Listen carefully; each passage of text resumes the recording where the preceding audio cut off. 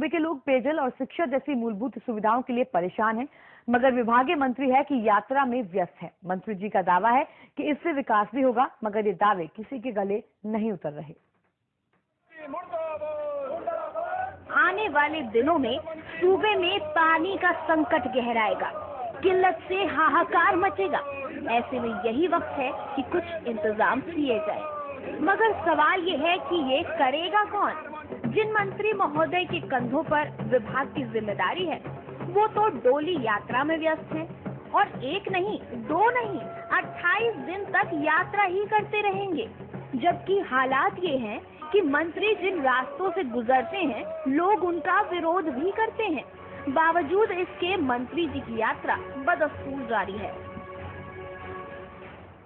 लोगों के घरों में पीने का पानी नहीं मिल पा रहा है और इससे पूर्व विभाग को कई बार चेताया गया है कि पानी के हर बार विभाग से ही आश्वासन मिल जाएगा। जैसे ही गर्मी आती है, लोगों के घरों में पानी नहीं जाता है। मजबूरन आज जल संस्थान का घेराव करना पड़ रहा है। जहाँ जहाँ दिक्कत होगी, नए ट्यूबवेल बनाने होंगे, लाइन डालने होंगी, हम शासन को प्रस्ताव देंगे और शासन भी इस मामले में चिंतित है और वो गंभीरता से हमको जो है उन्होंने फंड्स भी दिए हैं और भी आगे अगर हम मांगेंगे तो फंड्स दिए जाएंगे। इसमें माननीय मुख्यमंत्री जी से भी जब भी कभी वार्ता का प्राप्त हुआ, उन्होंने बहुत सार्थक कहा है कि नहीं, हम जो है पेयजल के लिए समस्या समाधान को प्राथमिकता देंगे। मुद्दा आम लोगों से जुड़ा है, लिहाजा बीजेपी के नेता भी सियासी रिवाज के साथ सामने आ गए हैं और पेयजल मंत्री की गंभीरता पर सवाल खड़े कर रहे हैं। गर्मियों में पेयजल की किल्लत है। जिस आदमी को न पेयजल की चिंता है, जिस आदमी को शिक्षा मंत्री होते हुए शिक्षकों के भी चिंता नहीं है, बच्चों की भी चिंता नहीं है, क्या वो बगैर अध्यापक के पढ़ेंगे कैसे, तो इनको परमानेंट यात्रा में भेज देना चाहिए। डोली यात्रा को लेकर खुद मंत्री जी की दलीलें हैं कि आस्था से विकास पर कोई फर्क नहीं पड़ेगा, मगर सवाल ये है कि आस्था से विकास का क्या वास्ता? क्या आस्था से लोगों के हलक तर हो जाएंगे या शिक्षा विभाग के तबादले?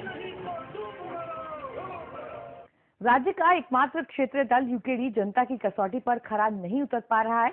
नेताओं में आए दिन आपस में मची सिर फुटबॉल से कार्यकर्ताओं ने ही नहीं, दल से दूरी बना ली है। एक बार फिर एका की राह पर चलने वाले यूकेडी के नेता एक दूसरे पर सवाल खड़े कर रहे हैं।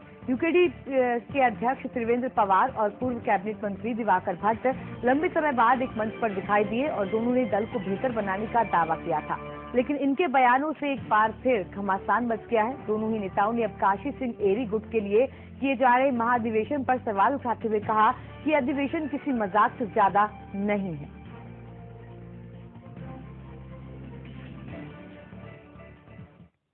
एरी गुट जी का है और एरी गुट का है अधिवेशन, ये पूरी पार्टी का अधिवेशन नहीं है और इसलिए हमको पार्टी का अधिवेशन नहीं है। वो ये पार्टी का अधिवेशन तब होता है जब हम सारे लोग उसमें होते, भट्ट जी की सहमति होती, हमारी सब सहमति, तब वो उत्तरांत का अधिवेशन है। अभी वो अधिवेशन अगर नहीं स्थगित करते हैं तो वो एरी गुट का अधिवेशन कुछ लोगों का अधिवेशन है, जो निकाले हुए लोग हैं, वो अपने अस्तित्व को बचाने के लिए वो अधिवेशन कर रहे हैं, वो स्वतंत्र, उसको हम तो रोक सकते हैं। बेमौसम बारिश और ओलावृष्टि से हुए नुकसान का किसानों को अब तक पूरा मुआवजा नहीं मिल सका है। 30 अप्रैल की डेडलाइन खत्म हुए 15 दिन बीत गए। जिले में इस वक्त 35,824 किसान हैं, जबकि उद्यान मालिकों की संख्या 241 है। वहीं अपर जिला मजिस्ट्रेट प्रशासन के मुताबिक नुकसान का कुल मुआवजा करीब 75% बांटा जा चुका है। शेष भुगतान के लिए प्रयास किए जा रहे हैं। इसमें पूर्व में 30 अप्रैल तक का शासन द्वारा समय दिया गया था। अब ये जैसे कि मैंने आपको बता दिया कि लगभग 75% काम पूर्ण हो चुका है। लगभग एक सप्ताह में कार्य पूर्ण होने की संभावना है जनपद देहरादून में। सूबे के मुख्यमंत्री स्वास्थ्य बीमा योजना का लाभ गरीबों की बजाय संपन्न और सरकारी अधिकारी ले रहे हैं। इस खबर को सर इसके बाद अब इस मसले पर जांच की मांग की जाने लगी है। बीजेपी के प्रदेश महामंत्री प्रकाश पंत ने भी मामले में गड़बड़ी की बात कही और जांच को जरूरी बताया। बड़े स्तर पर ये शिकायतें मिल रही हैं और ये निश्चित रूप से इस राज्य के लिए बहुत दुर्भाग्यपूर्ण है। अगर स्वास्थ्य बीमा योजना जो गरीबों के लिए थी, पंक्ति के अंतिम छोर के व्यक्ति के लिए थी, और उसमें अगर सुविधा संपन्न व्यक्ति बना रहा है तो निश्चित रूप से आपत्तिजनक है और इसकी बड़े स्तर की जांच होनी चाहिए। उधर रुद्रपुर में मुख्यमंत्री हरीश रावत ने मीडिया के सवालों का जवाब देते हुए गदरपुर के बीजेपी विधायक अरविंद पांडे पर निशाना साधा। तराई किसानों की बदहाली और राष्ट्रीय राजमार्गों की दुर्दशा के लिए गदरपुर के बीजेपी विधायक के कलेक्ट्रेट में धरने पर बैठने के सवाल पर मुख्यमंत्री हरीश रावत ने कहा कि राजनीतिक खींच और खाज है। हरीश रावत यहीं नहीं रुके, उन्होंने मामले पर केंद्र सरकार को भी कोसा और बीजेपी विधायक अरविंद पांडे को दिल्ली के जंतर मंतर पर जाकर प्रदर्शन करने की सलाह दी। कोई राजनीति में खाद मिटाना चाहता है तो उसका तो कोई इलाज नहीं तो सबको मालूम है कि हमने बिना केंद्र की मदद के 1,500 रुपया न्यूनतम सहायता जो है ओला और बारिश से जो पीड़ित किसान हैं उनके रखिए न्यूनतम और ये और बढ़ाई जा सकती है। उत्तर प्रदेश सरकार केदारनाथ में अमेरिकी तकनीक से रास्ता बनाएगी। अमेरिका दलदल वाले स्थानों पर सड़क और रास्तों के निर्माण में जियो सेल तकनीक का इस्तेमाल करती है, जिससे अब केदारनाथ में भी अपनाया जाएगा। भारत में किसी धाम में पहली बार इस तकनीकी का इस्तेमाल किया जाएगा। अपर मुख्य सचिव राकेश शर्मा ने कहा कि केदारनाथ में भी कई ऐसे स्थान हैं जहां दलदली जमीन है, जहां जियो सेल तकनीक का प्रयोग किया जाएगा। साथ ही कहा कि बद्रीनाथ क्षेत्र में भी इस तकनीक का प्रयोग किया जाएगा। जियो मैट नाम की जो टेक्निक है, जो कि प्राय कई देशों में इस्तेमाल होती है, उसके हिसाब से अब हमने कुछ एरियाज में जहाँ पर हमारा ज़्यादा दलदल है, जहाँ पर ग्लेशियर या बर्फ ज़्यादा रहती है, वहाँ पर उसको लगाने का प्रारंभ किया है और थोड़े दिनों के बाद में हम इसको और अच्छे ढंग से टेकअप करेंगे। वहीं टिहरी झील के पास बसे करीब 2 दर्जन गांव के अस्तित्व पर खतरा मंडरा रहा है। दरअसल ये 2 दर्जन गांव टिहरी झील के करीब भू धसाव की जद में आते हैं, लेकिन शासन प्रशासन इससे बेखबर है। राज्य सूचना आयुक्त राजेंद्र कोटियाल ने इसे लेकर राज्य मानवाधिकार आयोग को खत लिखा है, जिसमें करीब 2 दर्जन गांव के जल समाधि लेने की आशंका जताई गई है। कोटियाल का कहना है कि टिहरी के दौरान भू धसाव के ये गांव कभी भी टिहरी झील में समा सकते हैं। गांव को जाने वाले रास्ते बंद हैं, लोग पहाड़ियों से गुजर कर आते जाते हैं। सूचना आयुक्त का कहना है कि उन्होंने चीफ सेक्रेटरी को भी खत की एक कॉपी भेजी है। मानवाधिकार आयोग ने उनके खत का संज्ञान लेकर संबंधित विभागों के अफसरों को नोटिस भेजा है। वहीं हरिद्वार पुलिस ने अंतर्राष्ट्रीय मुद्रा तस्कर को गिरफ्तार किया है। पुलिस ने तस्कर के पास से 3 लाख के नकली यूरो बरामद किए हैं। पुलिस के साथ आईबी और एलआईयू के अधिकारी गिरफ्तार तस्कर से पूछताछ में लगे हुए हैं। पुलिस को इस रैकेट में कुछ स्थानीय लोगों के होने की आशंका है। नकली यूरो को उत्तराखंड के धार्मिक स्थलों में चलाने का ये तीसरा मामला है। इससे पहले इसी गिरोह के सदस्य ऋषिकेश और देहरादून में करीब 4 लाख रुपए के नकली यूरो के साथ पकड़े जा चुके हैं। पुलिस की माने तो हापुड़ का रहने वाला राजीव 4200 नकली यूरो को बाजार में चलाता पकड़ा गया, जिसके खिलाफ संबंधित धाराओं में मामला दर्ज कर लिया गया है। तो हमारे पास मशीन एक है ऑफिस में अल्ट्रा वायलेट की, जिससे हम नोट चेक कर लेते हैं असली नकली की। तो जब हमने उसमें चेक किया तो वो नोट नकली निकला। तो उसको लगा कि अब उसको भी थोड़ा सा शक हो गया। जो आदमी आया था वो उसने नोट वापस हमसे मांगने लगा और कि मैं बाद में आऊँगा, बाद में कराऊँगा। हमें शक हुआ, हम लोग दोनों ने उसको पकड़ा और उसको लाके इधर हरिद्वार कोतवाली में उसे हम यहाँ पे ले आए। इसकी तलाशी ली गई तो उसमें इसके पास 42 नोट फर्जी यूरो करेंसी के 100 के पाए गए। लगभग 3,24,000 रुपए की हैं इंडियन करेंसी के हिसाब से। बागेश्वर में इन दिनों रेत बजरी पत्थरों के अवैध खनन का खेल जोरों से चल रहा है। नदियों से निकाली गई रेत बजरी को ठेकेदार सरकार भवनों के निर्माण और क्षेत्रीय जनता के भवन निर्माण के कार्यों में इस्तेमाल कर रहे हैं। ये पूरा खेल प्रशासन की नाक के नीचे हो रहा है, फिर अधिकारियों को अब तक इसकी भनक तक नहीं लगी है। खनन विभाग की तरफ से किसी को भी परमिट नहीं मिला है। इसके बावजूद खनन माफिया नदियों से में अवैध खनन कर रहे हैं। वहीं अवैध खनन को रोकने में प्रशासन नाकाम साबित हो रहा है। खास बात यह है कि विकास भवन और कलेक्ट्रेट के से मात्र 200 मीटर की दूरी पर अवैध खनन खेल हो रहा है। यहाँ से रोजाना जिले के सभी अधिकारियों का आना जाना लगा रहता है, लेकिन इस ओर किसी का भी ध्यान नहीं जा रहा। कार्रवाई होती रहती है। हम लोग पूरा जो भी सरयू नदी है, गोमती नदी है, उसमें बार बार उसमें छापा मारते रहते हैं। तो जो भी उसमें पकड़ में आते हैं उसको कार्रवाई करते हैं। और ये जो आप बता रहे हैं कलेक्ट्रेट के नीचे जो पुल है, आगे सिंचाई विभाग की जो दीवार बन रही है उसके द्वारा भी किया जा रहा होगा। और अन्य जो स्थानीय लोग मजदूर है वो लोग भी थोड़ा थोड़ा करके निकालते रहते हैं। गर्मी बढ़ने के साथ ही मसूरी से सटे ग्रामीण इलाकों में पेयजल की संकट गहराने लगा है। कई इलाकों के लोग बूंद बूंद पानी से तरस रहे हैं। मसूरी सीमा से लगे इलाकों में आज भी गाद गडारों से महिलाएं पानी निकालने को मजबूर हैं। मसूरी से 10 किलोमीटर की दूरी पर स्थित मसराना, कपलानी, सुवाखोली और धनरोटी में पेयजल की समुचित व्यवस्था नहीं है। वहीं अधिकारियों की नजर इस ओर अब तक नहीं गई है और न ही अधिकारियों ने इन इलाकों का कभी दौरा किया है। वहीं अधिकारियों को इन इलाकों की भौगोलिक स्थिति के बारे में भी जानकारी नहीं है।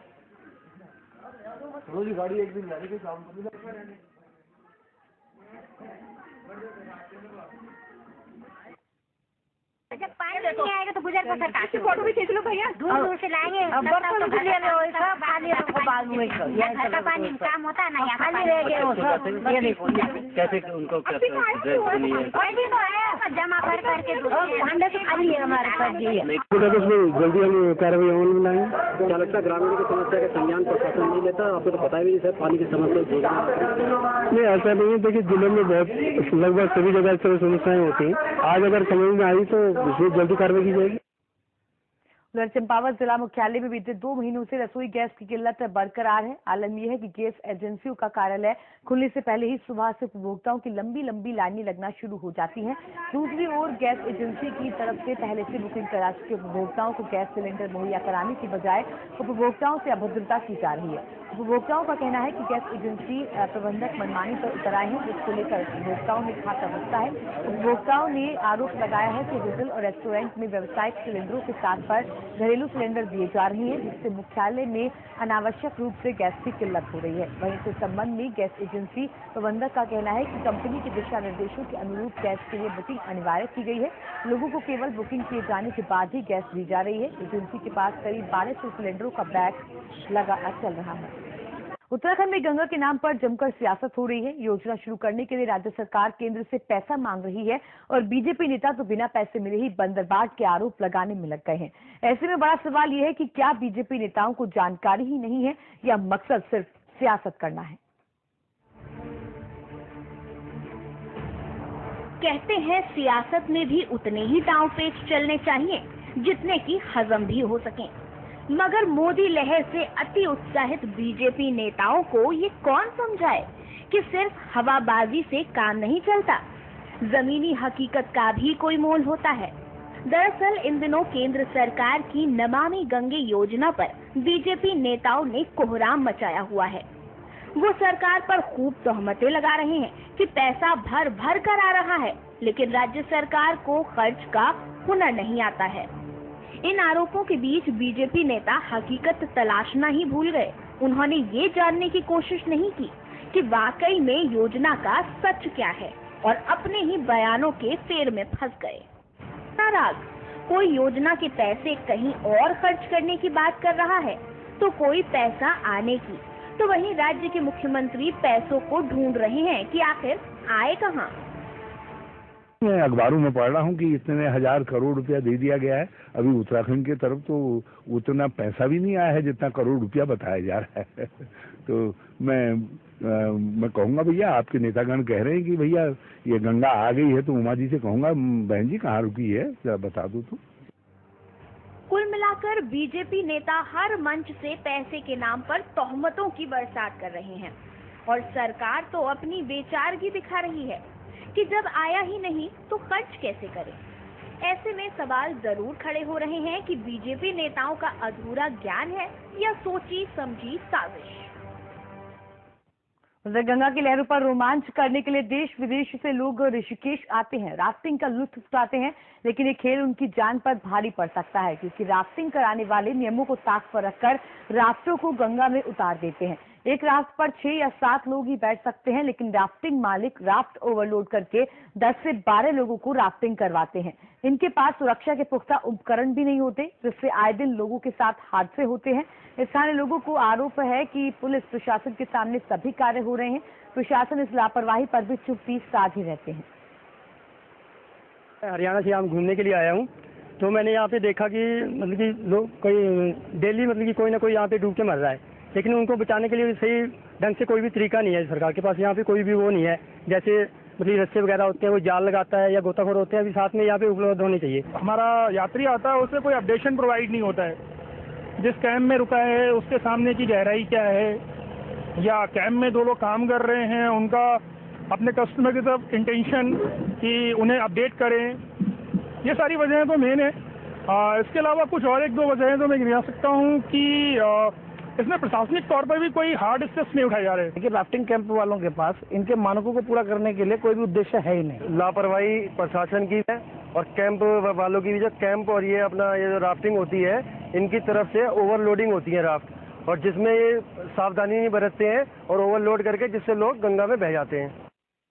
उधर बीजेपी नेताओं द्वारा नमामि गंगे योजना के तहत करोड़ों रुपए राज्य सरकार को देने की बात की गई थी, जिस पर मुख्यमंत्री हरीश रावत ने बीजेपी नेताओं की चुटकी लेते हुए कहा कि नमामि गंगे के लिए मिले पैसों का ढोल भाजपा ही बजा रही हैं, लेकिन दिल्ली तक उस कागज को ढूंढने पर ही नहीं मिला है। साथ ही कहा कि अभी भी ढूंढ रहा हूं और अब उसके लिए 1 लाख का इनाम घोषित करना होगा। बीजेपी नेता अगर वो कागज लाकर दे दें तो उन्हें भी वो इनाम दिया जाएगा।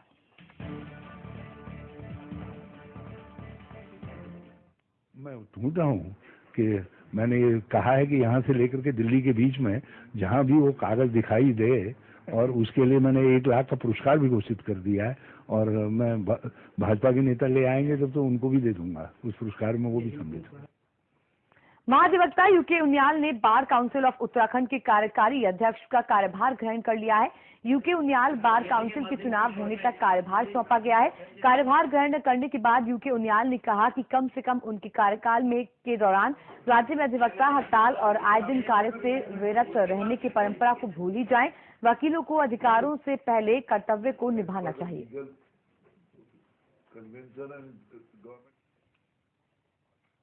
बांग्लादेश से 40 प्रशासनिक अधिकारी ट्रेनिंग के लिए रुड़की पहुंचे थे। ट्रेनिंग के बाद रुड़की पहुंचे 40 बांग्लादेशी प्रशासनिक अधिकारियों का जोरदार स्वागत हुआ।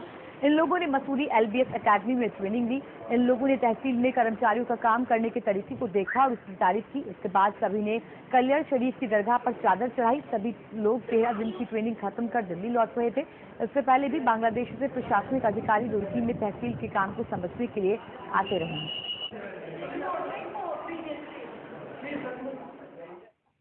तो चारधाम यात्रा को लेकर अपनी पीठ थपथपाने वाली उत्तराखंड सरकार हेमकुंड साहिब यात्रा को लेकर भी गंभीर है। ये कहना है अल्पसंख्यक आयोग के अध्यक्ष नरेंद्रजीत सिंह बिंद्रा का। उनका कहना है कि तैयारियां अंतिम चरण में है और 18 मई तक रास्ते से बर्फ हटाने का काम हो जाएगा। बिंद्रा ने सचिवालय में कहा कि हेमकुंड साहिब यात्रा 1 जून को शुरू होनी है, लेकिन उससे पहले ही आसपास के करीब 75% बुकिंग हो चुकी है। गुरुद्वारा कमेटी ने भी हेमकुंड साहिब यात्रियों को ठहरने का इंतजाम किया है।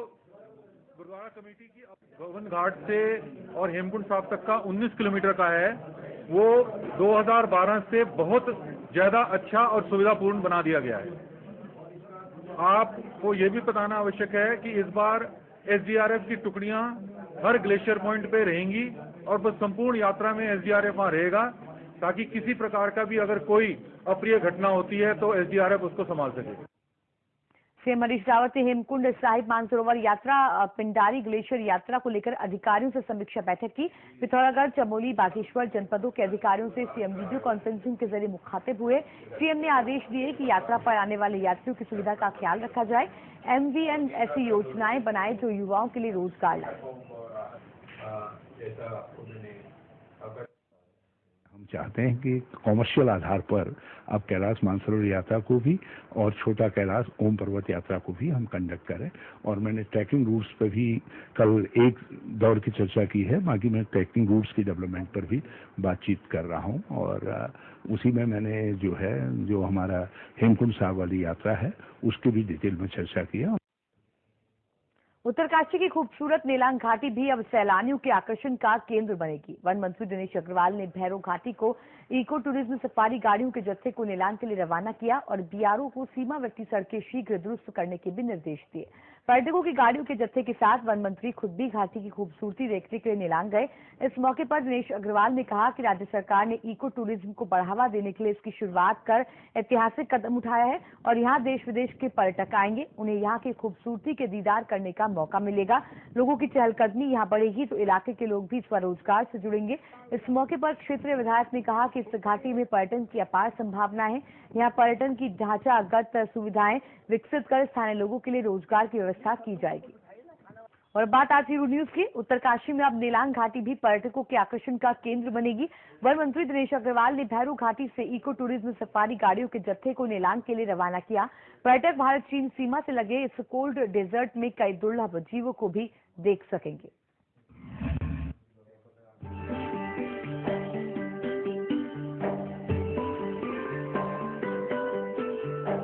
पहाड़ों की खुशनुमा वादियां, खूबसूरत रास्ते, जहां शोर नहीं सिर्फ तेज हवाओं का संगीत सुनाई पड़ता है। ऐसी भारत चीन सीमा से लगी उत्तरकाशी की खूबसूरत वादियों में राज्य सरकार ने इको टूरिज्म को बढ़ावा देने की शुरुआत की है। इस साल तो ये अभी शुरुआत है और अगले साल तो इसको और बेहतर किया जाएगा और आर्मी के लोगों के साथ मिलकर, अपने वाइल्ड लाइफ के लोगों, वन विभाग के लोगों के साथ मिलकर और ITBP और VRO के लोगों से मिलकर हम इसको आगे भी मैं समझता हूँ कि इसको नेलांग से भी आगे टूरिस्ट अगर जाए, वहाँ की खूबसूरत बेलियों को दिखे। तो आज का इस इतिहास के अवसर पर मैं सभी यहाँ पर शुभकामनाएं देता हूँ और देशवासियों को आमंत्रित करता हूँ, सभी पर्यटकों को, कि इस खूबसूरत जो हमारा नेलांग के ये कोल्ड डिजर्ट के नाम की घाटी का लुत्फ उठाने यहाँ पर आए। समुद्र तल से 3500 मीटर की ऊंचाई पर स्थित सड़क पर 27 किलोमीटर की यात्रा के बाद नेलांग पहुंचने का एहसास बेहद रोमांचकारी है। घाटी में पर्यटन की ढांचागत सुविधाएं विकसित कर स्थानीय लोगों के लिए रोजगार की व्यवस्था की शुरुआत भी की जा रही है। देखिए, नेलांग वैली में आज एक शुरुआत हुई है जो कि ऐतिहासिक है। ये हमारी ऐसी जगह है जो कि एक अनुपम प्राकृतिक सौंदर्य से बिल्कुल, जिसको कहना चाहिए कि भरी हुई है। पर्यटक इस कोल्ड डेजर्ट में हिम तेंदुआ, गुलदार समेत कई तरह के जंगली जानवरों को देख सकेंगे। यहाँ सड़क बनाने का कार्य चल रहा है और ट्रैकिंग एजेंसियों को आने की परमिशन दी जाएगी।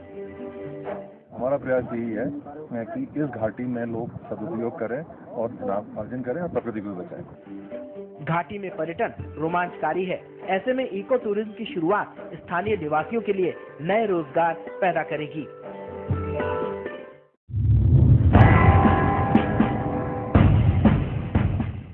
मुझे उम्मीद के रास्ते पे तू ले चल मुसाफिर, जहाँ पर बेटियां भी ख्वाब देखें, पंख फैलाएं, नए यूपी में वो जो करना चाहें सब वो कर पाए, जहाँ पर धान की बाली से छन के धूप आती हो, जहाँ मेहनत पसीने से कमाई खूब आती हो, जहाँ हो सब बराबर यूं, जहाँ ना कोई छोटा हो, जहाँ उम्मीद के दर से कोई खाली न लौटा हो, जहाँ पर रोशनी से जगमगाएं गांव की गलियां, जहाँ गन्ना हो मीठा ऐसे जैसे ख्वाब की दुनिया। बता दे सबको, लिखे हैं संदेशे आसमानों पे, कि अब के बरसेगी उम्मीद की बारिश मकानों पे। है डोर उम्मीद की और ये सपने टांगता हूँ, मेरी ख्वाहिश जरा सी, बस इतना मांगता हूँ कि मेरे आज से बेहतर हो मेरा कल मुसाफिर। मुझे उम्मीद के रास्ते पे तू ले चल मुसाफिर। समाजवादी पार्टी।